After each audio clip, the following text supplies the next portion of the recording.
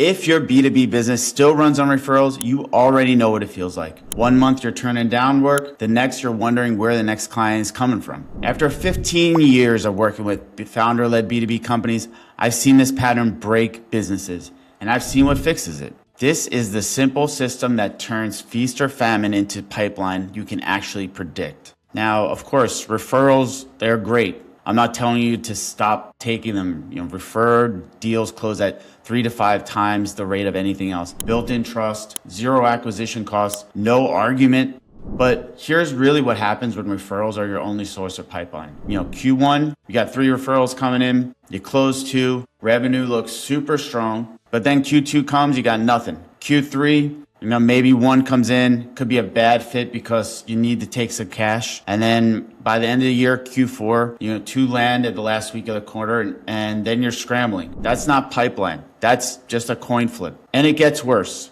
When clients are your only channel, you end up with client concentration risk. I worked with a company where one client was 35% of their revenue. And then that client of theirs got acquired. The new ownership brought in new vendors, and overnight, the 35% of their revenue was wiped out. No pipeline to backfill it. And they spent the next 18 months in survival mode. 84% of sales start with a referral. Think about that. That's not a nice to have channel. That's the channel for most companies. And most companies are just running it on hope instead of a system. So if you're here, you know you need something more than referrals. And I'm sure you probably tried. You probably hired a lead gen agency. They promised 50 leads a month. And what'd you get? Like a spreadsheet of email addresses from a content distribution campaign they ran on a third-party website. People who downloaded something, and nobody, when you replied to them or when you sent an email, and nobody wanted to talk to you. You got a couple responses. Nobody was in market. They're wondering why you're trying to send them cold emails. That's $5 grand a month for 3 months. You probably got nothing from that. Maybe if you've tried Google ads, if you're spending 3 to 5K a month, you're getting a lot of clicks from just generic terms in your industry. Maybe a few form fills here or there, but none of them more than your ICP. Your agency or your consultant that you're working with just keeps asking for another 3-6 months, and eventually you just pull the plug. I started working with a WMS integrator a few years back, and they were super skeptical when we first started. How can you blame them? They just finished an engagement where they had a vendor who was running LinkedIn outbound on behalf of the CEO and sending just mass DMs, cold automated messages. Not only did it generate 0 conversations over about 3 months, it actually got the CEO's LinkedIn account suspended. That's the reality for a lot of founder-led companies. You tried marketing and it burned you. Now you're going back to referrals because at least they work, right? And even if they're unpredictable, at least you're going to get some revenue, and you're not going to feel like you just poured you burned money down the drain. And I want to tell you, the problem wasn't marketing there. The problem is the wrong approach for a complex sale. Cold email blasts and generic ads they work for $50 products, but they rarely work for a deal that's $50K and typically takes 9 months to close. So what actually works? You say it's simple, but it's way more complex than that. So what actually works? A revenue engine, not a lead gen program, not some tactic that you read about on LinkedIn that someone posted about. You really need a system where your positioning, your channels, your content all need to point the buyer, all need to talk to the same buyer, and they need to compound over time. We know the average buying cycle could be over 200 days. That means they're not seeing one LinkedIn post from you or one email or one ad and then becoming a customer. So what it looks like in practice, and this is based on one of our ERP consulting clients. They were about at 3.5 million. The classic referral dependent that I've been talking about. When you ask who do they serve, they would give you a list of 8 industries. It could be nonprofits, distribution, manufacturing, and the website, something generic. Something like where we help growing businesses with ERP implementation. Just could be anybody. And so what do? We pulled the last 20 deals that they had. And once you started going into HubSpot, you could just see that the pattern was pretty obvious. Their best clients, the highest margin, the fastest close, the longest retention even, were all food and beverage manufacturers.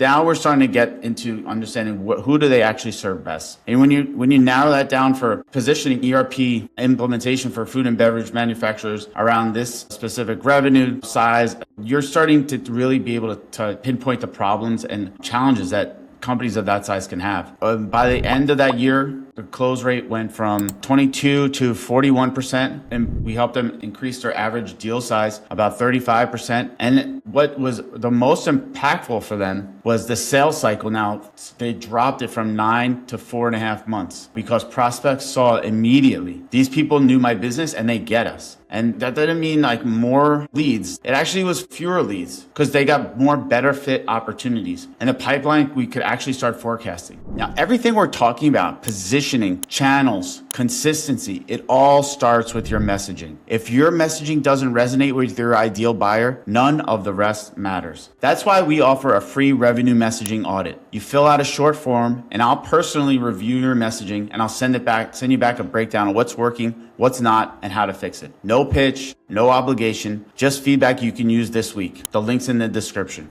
The foundation of everything is knowing exactly who you serve. It's not a list, it's a sentence. If I'm dealing with hair loss, do I want to talk to a doctor that does feet, back, works on stomach, gastrointestinal stuff? Or do I want one that treats hair loss? Your buyers are thinking the same way. But it goes deeper than just industry and company size. Your best clients aren't just manufacturers doing $10 to $50 million.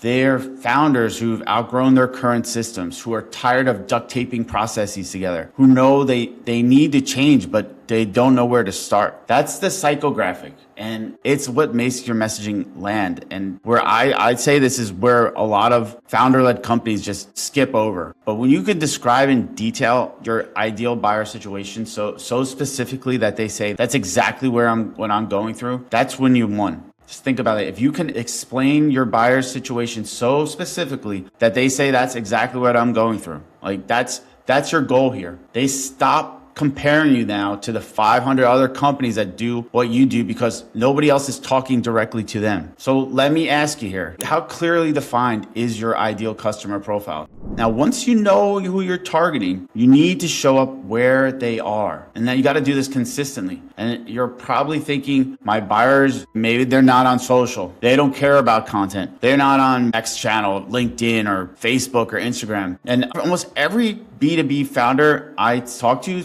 says this at one point in time, and they're almost always wrong. Just take a step back for this. And this is the reason why I think a lot of founders think that their buyers aren't on social. It's because this stat. 90% of people on social never post or comment. They just watch. 99-1 rule. Remember that. 90% lurk, 9% occasionally engage, and just 1% people on social create content. So when you're looking at LinkedIn and you don't see your buyers posting, that doesn't mean that they're not there. They're there watching, probably just like you. They're reading, they're clicking on profiles, they're sending links to colleagues in Slack. Think about it like a conference. You know, folks in your ICP, they go to these industry events, so you need to show up. You got to have a booth, or you got to go to these shows every year. Well, you know that everyone there that you're going to see, they have a phone. They're not just spending their whole time on their email. You know that they're on LinkedIn. You know that they're spending time on YouTube. They want to learn on YouTube. They want to maybe be entertained on Instagram. You could see this in the data. We use tools like SparkToro